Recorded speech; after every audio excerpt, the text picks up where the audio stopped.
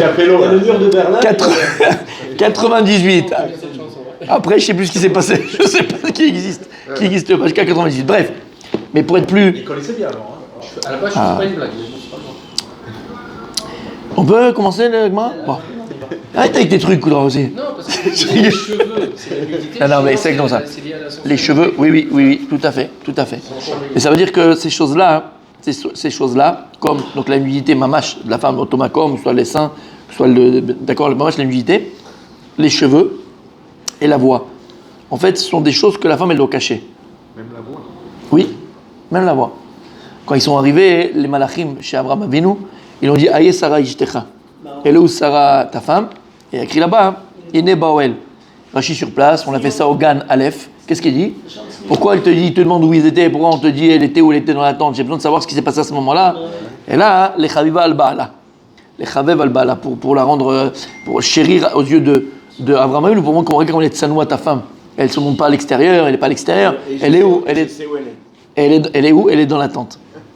Et en fait, la Gemara dans Masechet, Megillah, d'accord? Elle dit là-bas, lorsque Rabbi Akiva il était devant ses élèves, il faisait un shiur, il a revu Rabbi Akiva que ses élèves, ils étaient en train un petit peu de somnoler. Ça n'arrive pas ici. Mais en tout cas, imagine, à l'époque, Rabbi Akiva, ça arrivait. Alors il a dit, bon, tu as deux solutions. Soit tu leur mets dans la tête et tu continues et tu les saoules, ils vont s'endormir. Soit tu es intelligent et tu es un méchaner. Quand tu vois que quelqu'un il s'endort ou ils sont pas vraiment dans le truc, switch. T'es une blague, switch, autre chose, parle de machin, autre chose. Par exemple, c'est un exemple, d'accord? Mais en tout cas, switch. Le but c'est quoi? C'est que les gens ils étudient la Torah, que ça leur plaise, que ça leur machin. Ok. Qu'est-ce qu'il a fait? Les mecs qui sont venus, ils ont dit écoutez, j'ai une devinette. Celui qui gagne, il gagne. Il a ramené une femme. Non. Et il a dit quel a été le mérite d'Esther à Malka c'est méchant cette mouche, de régner sur 127 provinces. Comme ça il a dit à ses élèves. C'est un mérite. Elle était reine sur la moitié du monde. Voilà. Alors ils se tous réveillés. Waouh et tout, ouais c'est une bonne question, tac, ils ont commencé à chercher. C'est quoi la réponse? Qu'est-ce qu'il a Gemara? Qui s'est répondu Rabbi Akiva? C'est une descendante de Sarah qui a vécu 127 ans. Exactement. Il a dit Rabbi Akiva que vienne Bat Bito Shel Sarah, qu'elle vienne la petite fille de Sarah, donc Esther qui vient de Sarah Imenou, qui elle a vécu 127 ans, alors elle régnera sur 127 provinces. Maintenant, quand toi t'entends ça, quand moi j'entends ça, je dis super, c'est sympa, parce qu'il y a 127 ans, c'est la même chose. C'est quand on était petits, t'es habillé en rouge, je suis en rouge, on est cousins, quel rapport? Elle a fait 127 ans, 127 provinces. Et là, on avait fait un cours sur ça, il est sur YouTube, on avait fait ce cours-là, ouais, c'est un bon pourri, on l'avait fait. Et là, de manière très rapide, pour qu'on comprenne ici ce qu'on est en train de dire. Très rapidement, en fait, c'est quoi le inyan de Sarah et c'est quoi le inyan de Esther? On te dit qu'elles viennent, pourquoi on te parle de Sarah et Menou par rapport à Esther à Malka? A priori, il n'y a aucun rapport. D'accord? Et puis on dit Bat Bito, c'est pas sa petite fille. Parce que c'est des générations avant. Oui? D'accord? Des générations, des centaines d'années avant. Alors quel rapport avec Sarah Menou et Esther Amalka? Et il dit avec là, c'est pour ça qu'elle a eu quel rapport? Et là, il donne quelque chose d'extraordinaire, Rabbi Akiva. La Gemara dans Masechet Megillah, Yud Gimel, elle vient et dit comme ça.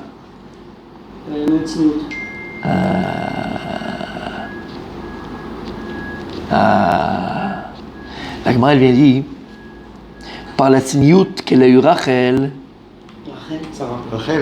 Par la tzniout qu'elle a eu Rachel, Yatsa mimena Shaoul. Par la tzniout qu'elle avait eu Rachel Imenu.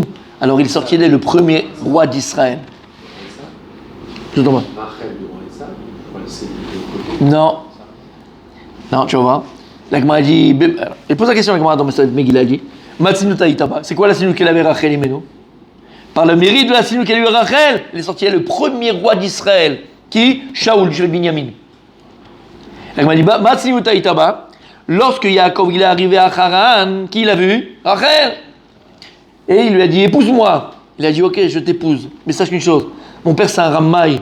Et il va embrouiller l'histoire, et il va me donner ma soeur avant moi. Elle l'a prévenu. Et il lui a dit, Yaakov, Ah bon? Ani Ramaï, moi aussi, je suis Ramaï comme ton père. Non, je suis Ramaï, c'est-à-dire que si, mais comme il écrit Imtrasi, Titrasad, il y en a mal, d'accord? C'est pas, la Torah te donne pas de paillasson. Si on te fait du machin, tu te défends et toi aussi tu es comme lui. Bref. Alors il dit, qu'est-ce qu'il a fait? Il a donné Simanim, c'est de là qu'on voit qu'il a donné Simanim. Les 3 Simanim à Rachel. WhatsApp audio. C'est chaud. Donc il lui a dit, je vais te donner Simanim, Shabbat, Nida, la Nerot, d'accord? Comme ça, quand tu es sous la choupa, je vois pas qui c'est, mais je te dis Simanim, tac, tu me donnes les Simanim. Et a fait, mais la Gemara, elle vient, elle dit, c'est Gemara dans ma sœur Megillah. Qu'est-ce qu'elle a fait Rachel? Elle s'est dit, qu'est-ce que je vais faire? Je vais laisser ma sœur avoir une boucha pareille. Elle a donné Simanim à qui? À Léa. Lorsque Léa, maintenant, elle est sous la choupa. Un naturel.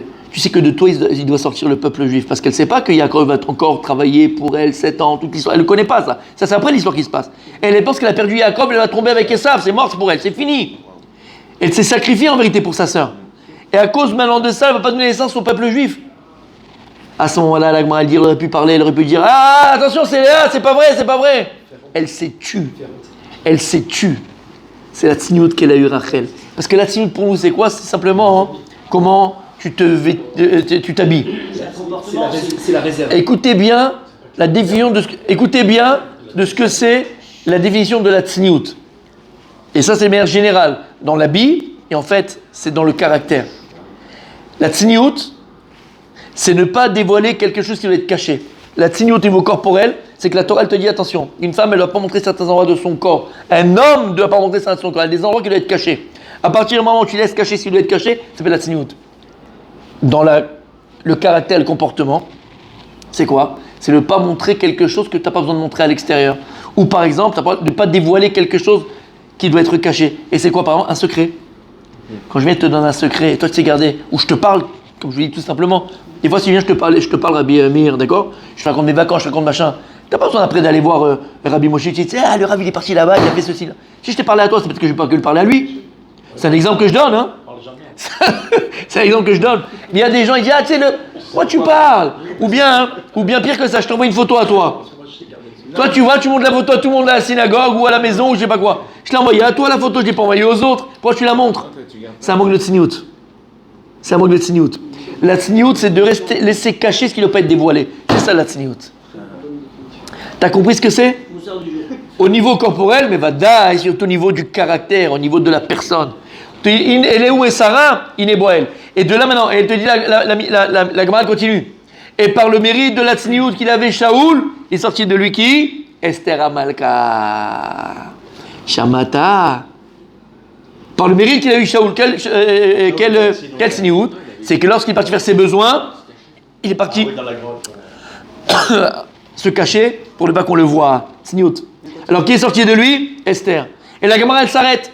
Ça veut dire quoi? C'est-à-dire que Rachel elle avait la tzniout de caractère. Elle a eu Shloméner. Shloméner avait la tzniout de caractère, pas seulement de corporel, et il a eu Esther. Forcément, Esther leur une tzniout. C'est quoi la tzniout? Que la Gemara ne dit pas, après elle s'arrête là. Alors moi je vous pose la question. C'est quoi la tzniout de Esther à Malka? Et en fait c'est juste avant dans le Gemara qu'on en parle. Non, mon tzaddik. Quand elles sont toutes préparées pour plaire au roi, elle n'a rien fait. Non, mon tzaddik. La question d'identité. Oui, mon tzaddik. Oui, mon tzaddik. Mordechai, il lui a dit attention, ne dévoile pas d'où tu viens, de quel pays tu viens, de quelle origine tu es.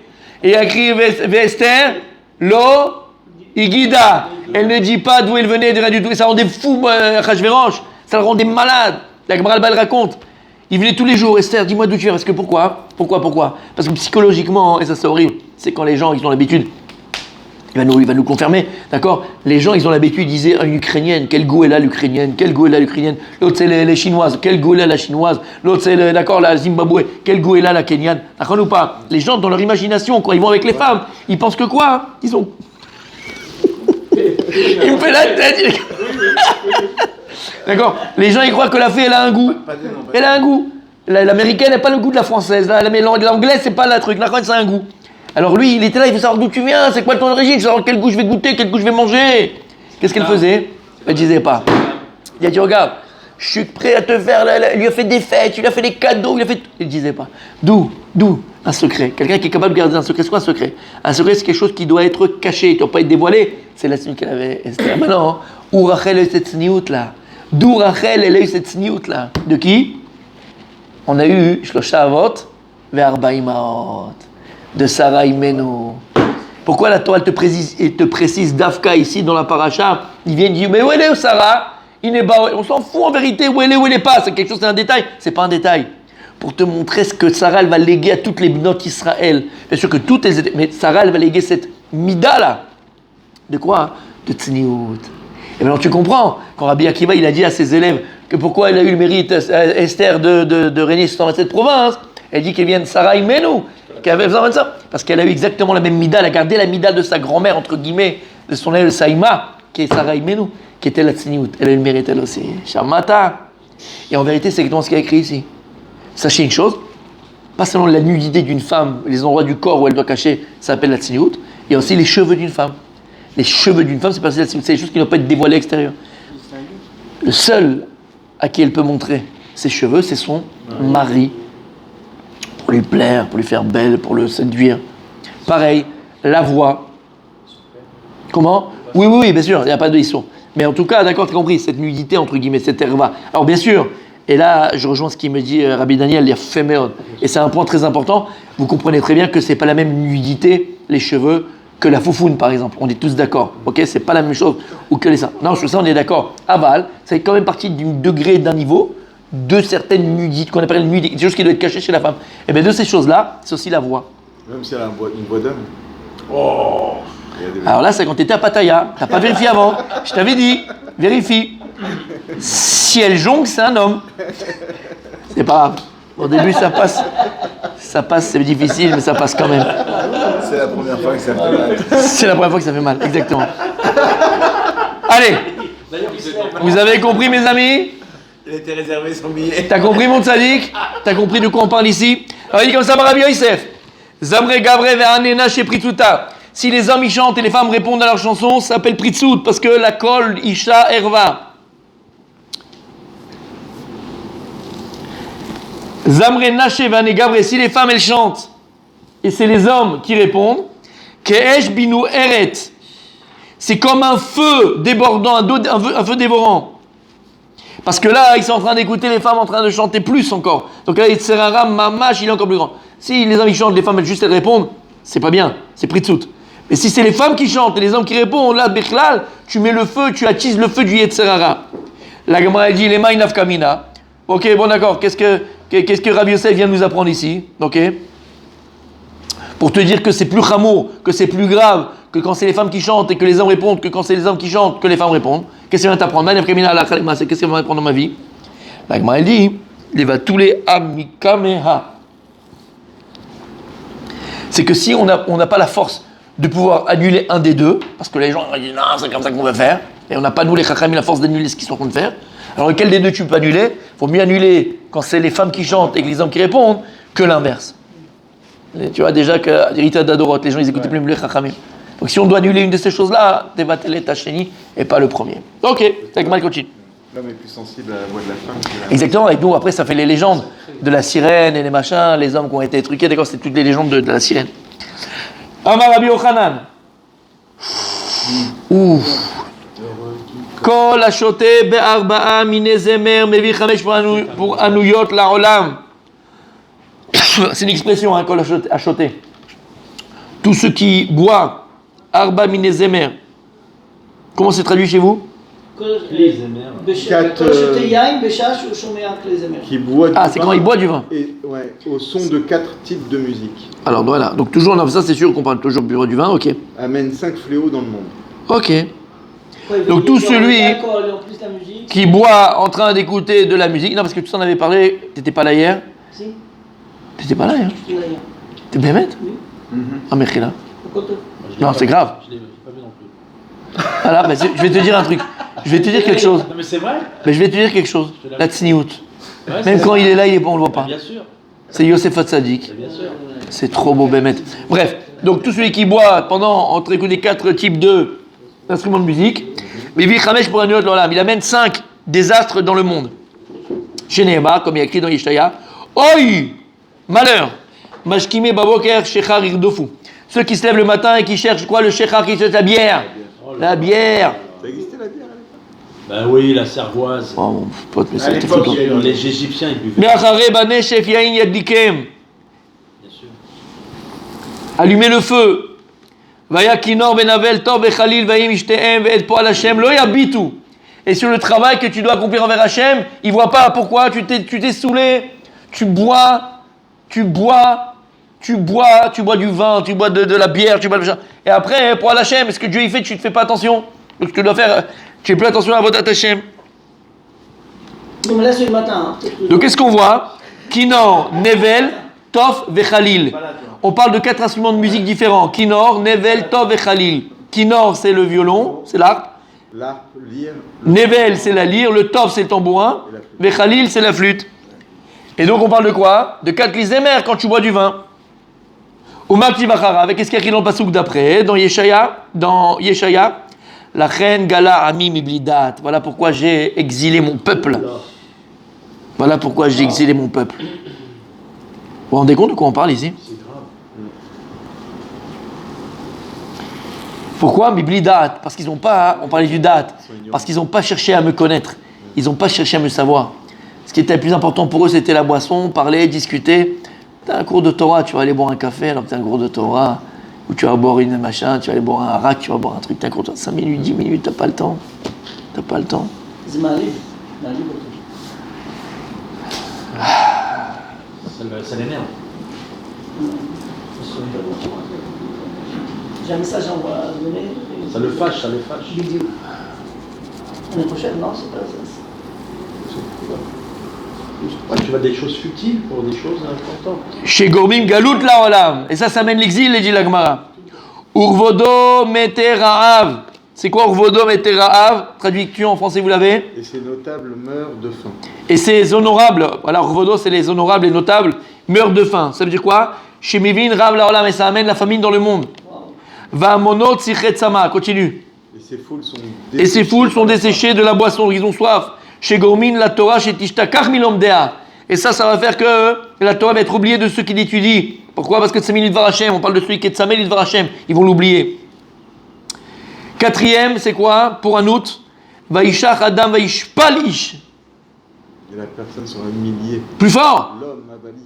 Plus fort. T'entends pas? Oh, vas-y, plus fort.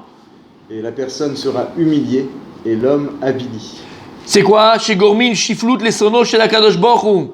Et ça amène, et ça rabaisse les sonos chez la Kadosh Baruch Hu, la déchéance, exactement.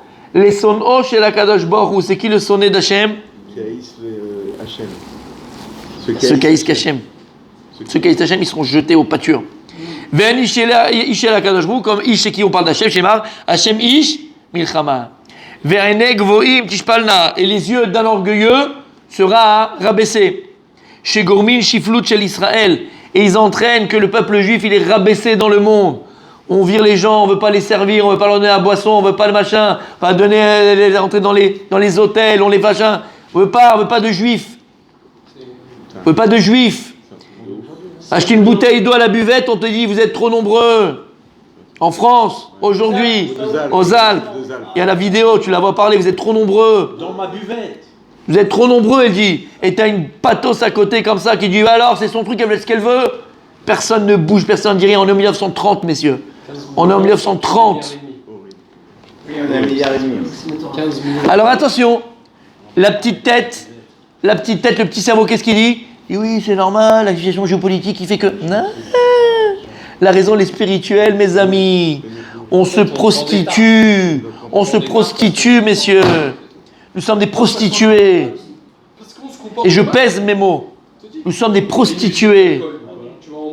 De quoi? De quoi? On est prostituées, monsieur. On veut ressembler aux autres pour être accepté. La Torah l'ancienne a un chant de znout. On se prostitue après eux. On s'est prostitué avec le foot, on s'est prostitué avec le jeu, on se prostitue, mon fils. On veut être comme eux. Ce point de vue-là, ouais. Le Rav Citruc, c'est j'ai entendu un truc, il disait Quelle heure le kidouche, ils te font l'Avdala. C'est-à-dire l'Avdala, ils te font un kidouche. Aïe, aïe, aïe, aïe, aïe, aïe, aïe, aïe, c'est Emet, mon fils. Ou Makjiv Acharav, et qu'est-ce qu'il y a repris dans le Pasouk?